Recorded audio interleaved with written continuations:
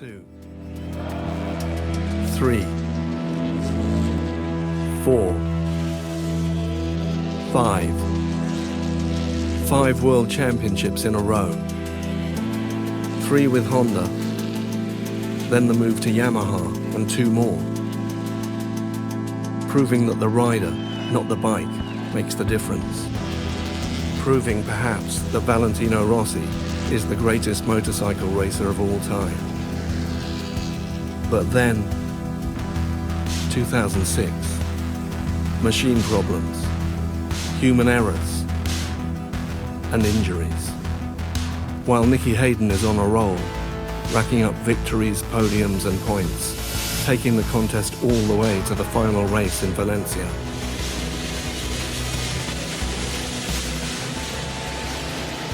Holding his nerve to the end, the Kentucky kid seizes the crown as Rossi slips and falls. Loser. Well, what is it that racers say about second place? And now they're on him, the new breed. Younger, hungrier, faster, pressure like never before. Casey Stoner, the fastest rider Rossi's ever encountered. He wins 10 races in 2007. Rossi, just 4. A new low for the Italian. A stunning triumph for the Australian. Spain's Dani Pedrosa is the runner-up. In third place, Valentino Rossi. Third, and hurt. 3 broken bones in his hand after a vicious crash in practice for the final race, caused by a machine problem. He makes it to the start in Valencia, but not to the finish. Another machine problem.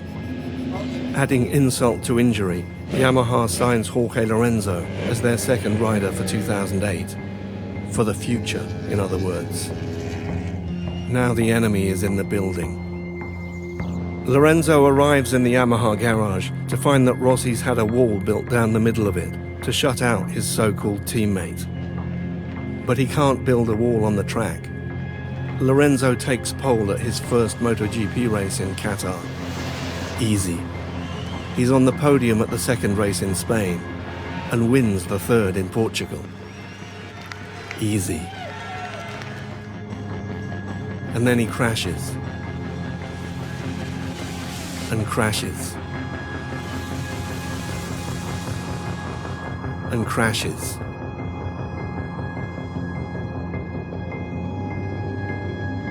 And puts himself in hospital.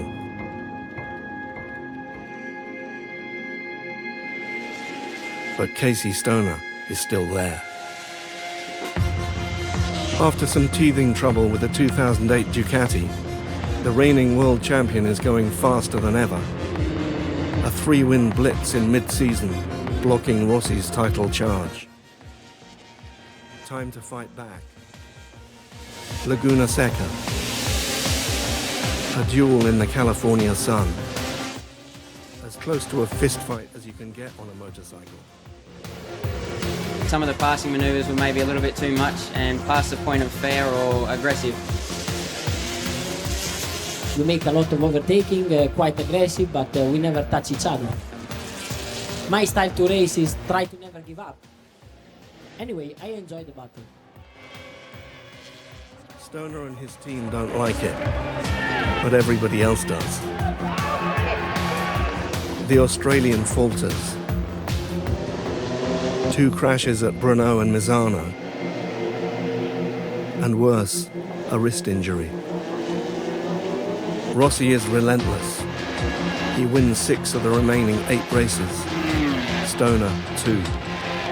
The Italian is king again, and making history.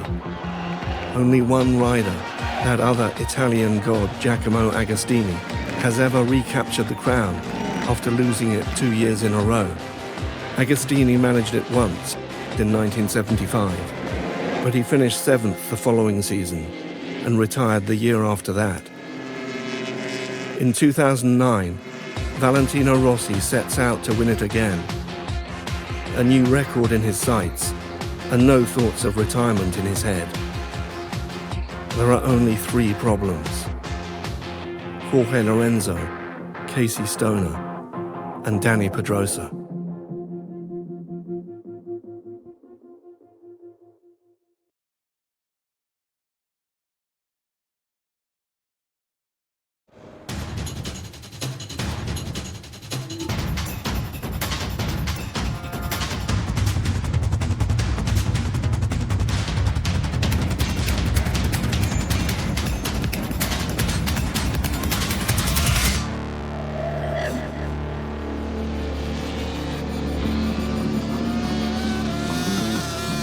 It's time to go racing, and Casey Stoner is ready.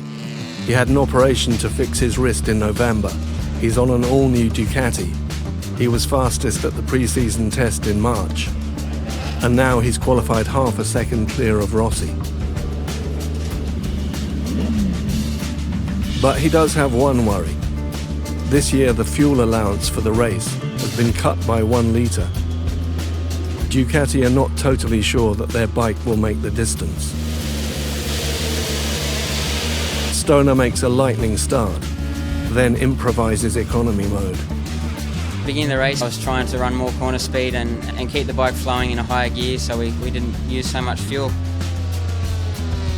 With 10 laps to go, Stoner is 2 seconds ahead of Rossi. We know that Stoner is very fast from the beginning. For one part of the race I was able to go like him, but not for all the race distance. What Rossi doesn't know is that Stoner has been riding conservatively. With 7 laps to go and fuel enough in the tank, the Australian shows Rossi what he can do.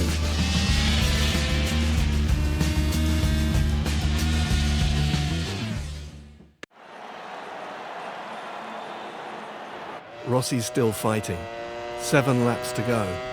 Time to shake him off. In the next 4 laps, open the gap to over 5 seconds.